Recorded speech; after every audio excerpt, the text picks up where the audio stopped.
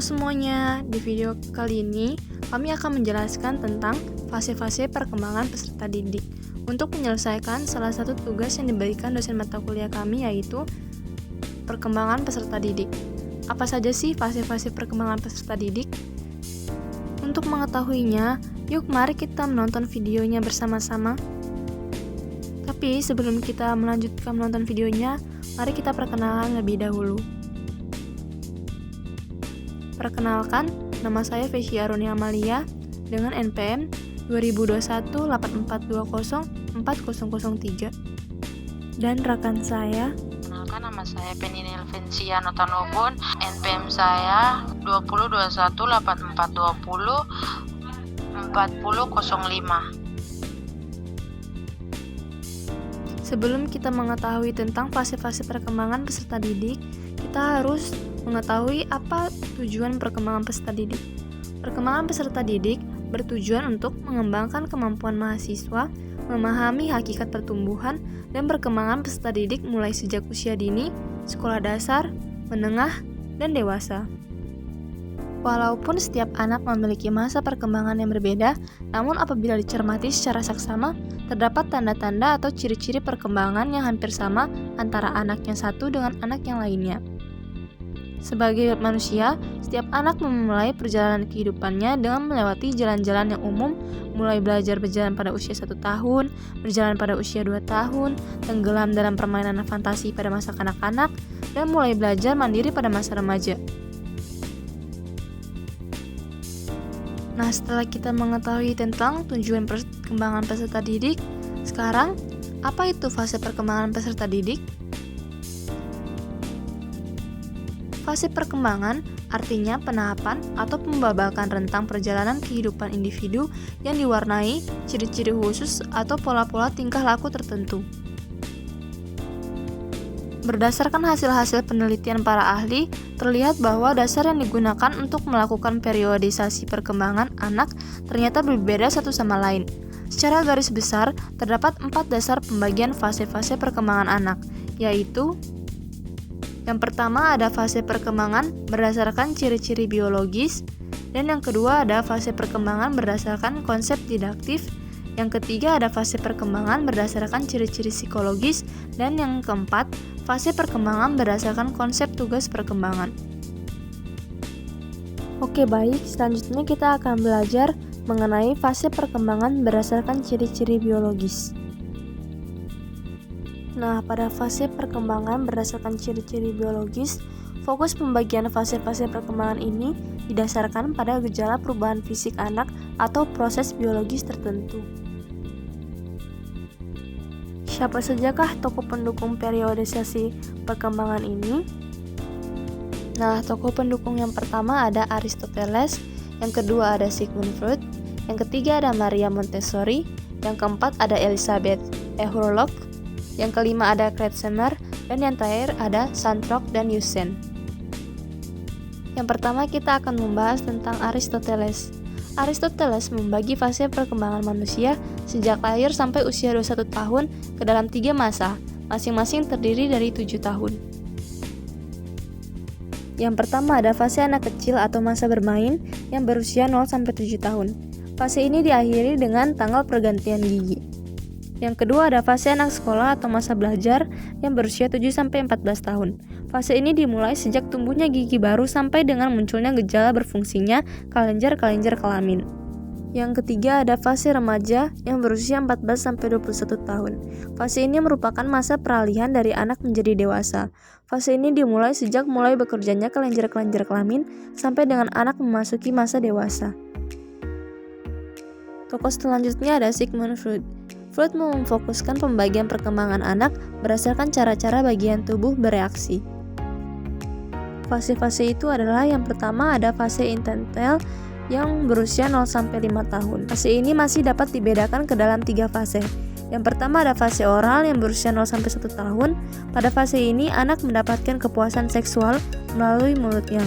Yang kedua ada fase anal yang berusia 1-3 tahun. Pada fase ini, anak mendapatkan kepuasan seksual melalui anusnya. Yang ketiga ada fase valis yang berusia 3-5 tahun. Pada fase ini, anak mendapatkan kepuasan seksual melalui alat kelaminnya. Pada fase kedua ada fase laten yang berusia 5-12 tahun. Pada fase ini, desakan seksual anak nampak mengendur. Anak dapat dengan mudah melupakan desakan seksualnya dan mengalihkan perhatiannya pada masalah-masalah yang berkaitan dengan sekolah dan teman-teman sebayanya. Fase ketiga ada fase pubertas yang berusia 12-18 tahun.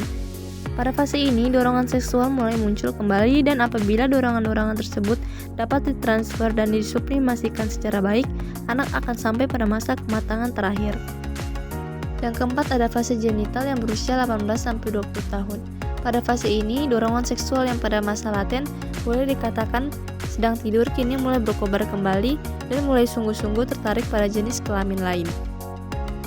Pada fase ini, konflik internal lebih stabil dan seorang dapat mencapai struktur ego yang kuat untuk dapat berhubungan dengan dunia yang nyata. Tokoh pendukung selanjutnya ada Maria Montessori. Pembagian fase-fase perkembangan anak memiliki arti biologis, karena perkembangan itu sendiri adalah untuk memenuhi tuntutan kodrat alam dengan dua asas pokok, yaitu asas kebutuhan vital dan asas kesibukan sendiri. Montessori membagi perkembangan anak ke dalam 4 fase, yaitu fase pertama berusia 0-7 tahun. Fase ini merupakan masa di mana anak-anak mulai menangkap dan mengenal dunia luar dengan panca indera. Fase kedua berusia 7-12 tahun. Fase ini merupakan masa abstrak di mana anak-anak mulai menilai perbuatan manusia atas dasar baik buruknya perbuatan tersebut. Fase ketiga berusia 12-18 tahun. Fase ini merupakan masa di mana anak-anak mulai menemukan diri dan kepekaan sosial. Fase keempat berusia 18 tahun ke atas. Fase ini merupakan masa di mana anak-anak memasuki dan menjalani pendidikan pada perguruan tinggi. Tokoh selanjutnya ada Elizabeth B. Hurlock. Elizabeth mengelompokkan tahapan perkembangan anak ke dalam 5 fase. Fase pertama ada fase prenatal yang berusia 0-280 hari. Bermula sejak terjadinya pembuahan di dalam kandungan ibu sampai kepada proses kelahiran. Kedua ada fase infansi, berawal sejak seseorang anak dilahirkan ke dunia sampai dengan anak tersebut mencapai usia 14 hari. Yang ketiga ada fase bayi yang bermula ketika anak menginjak usia 2 minggu sampai dengan anak berusia kurang lebih 2 tahun. Yang ketiga ada fase kanak-kanak yang berusia 2 tahun sampai dengan anak memasuki usia remaja. Selanjutnya ada fase remaja. Fase ini bermula ketika anak menginjak usia 11-13 tahun sampai dengan anak memasuki usia 21 tahun. Fase remaja terdiri dari 3 fase. Yang pertama ada fase pre-remaja, yang kedua ada fase remaja awal, dan yang terakhir ada fase remaja akhir. Tokoh pendukung selanjutnya ada Kretschmer. Setiap manusia menurut Kretschmer sejak dari lahir sampai dewasa pasti melewati 4 tahap berikut. Tahap 1 berusia 0-3 tahun. Pada masa ini, anak kelihatan pendek dan gemuk. Tahap 2 berusia 3-7 tahun. Pada masa ini, anak kelihatan langsing dan meninggi. Tahap 3 berusia 7-13 tahun. Pada masa ini, anak kelihatan pendek dan gemuk kembali. Tahap 4 berusia 13-20 tahun. Pada masa ini, anak kelihatan langsing kembali. Tokoh selanjutnya ada Santrok dan Yusen. Pasangan penulis ini mengelompokkan tahapan perkembangan anak ke dalam 5 fase berdasarkan waktu yang dilalui oleh anak-anak, yaitu yang pertama ada fase prenatal. Pada fase ini terjadi perkembangan yang sangat luar biasa, bermula dari satu sel kemudian berkembang menjadi satu organisme yang lengkap dengan otak dan kemampuan berperilaku yang dihasilkan hanya dalam waktu kurang lebih 9 bulan. Yang kedua ada fase bayi. Pada masa ini, anak sangat bergantung kepada orang tua. Ada banyak kegiatan psikologis bermula pada fase ini, seperti bahasa, koordinasi sensori motor, dan sosialisasi. Yang ketiga ada fase kanak-kanak awal. Fase ini seringkali disebut masa prasekolah. Selama fase ini, anak-anak melakukan banyak hal sendirian. Yang selanjutnya ada fase kanak-kanak tengah dan akhir. Pada masa ini, anak-anak menguasai beberapa keterampilan dasar seperti membaca, menulis, dan menghitung. Selanjutnya ada fase remaja. Pada fase ini, anak-anak berusaha untuk mandiri dan mencari identitas diri. Fase kedua, ada fase perkembangan berdasarkan konsep didaktif. Johann Amos Comenius, seorang ahli didik dari Moravia, membagi fase-fase perkembangan anak berdasarkan tingkat sekolah yang diduduki anak-anak sesuai dengan tingkat usia dan menurut bahasa yang dipelajari di sekolah. Yang pertama ada fase usia 0-6 tahun. Yang kedua ada fase usia 6-12 tahun. Yang ketiga ada fase usia 12-18 tahun. Dan yang keempat ada fase usia 18-24 tahun. Fase ketiga membahas tentang fase perkembangan berdasarkan ciri-ciri psikologis, yang berarti fase ini didasarkan pada ciri-ciri kejiwaan yang menonjol.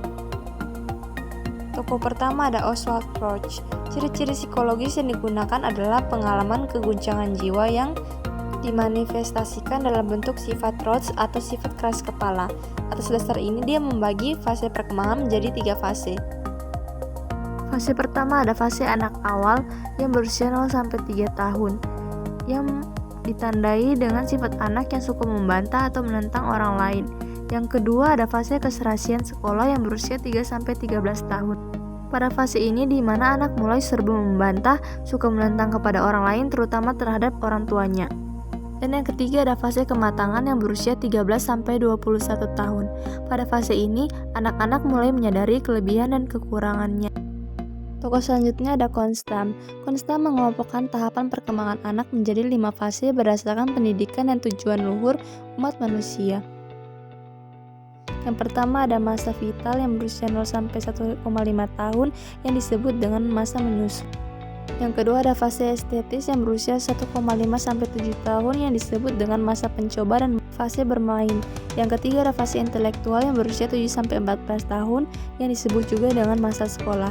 Yang keempat ada fase sosial yang berusia 14-21 tahun yang disebut juga dengan masa remaja. Dan yang terakhir ada fase matang yang berusia 21 tahun ke atas yang disebut juga dengan masa dewasa. Selanjutnya fase keempat ada fase perkembangan berdasarkan konsep tugas perkembangan. Tokoh yang mengemukakan adalah Robert J. Harvey Kirsch. Makna dari tugas perkembangan adalah sebuah tugas yang muncul pada suatu periode tertentu dalam masa kehidupan setiap individu. Keberhasilan dalam tugas tersebut akan mengantarkan orang tersebut kepada kebahagiaan dan keberhasilan dalam pengerjaan tugas selanjutnya. Sementara kegagalan dalam pengerjaan suatu tugas dapat berdampak kepada munculnya ketidakbahagiaan, penolakan oleh masyarakat, dan kesulitan dalam pengerjaan tugas selanjutnya. Oke, baik, itu saja yang dapat bisa saya jelaskan. Terima kasih. Thanks for watching and see you in the next video.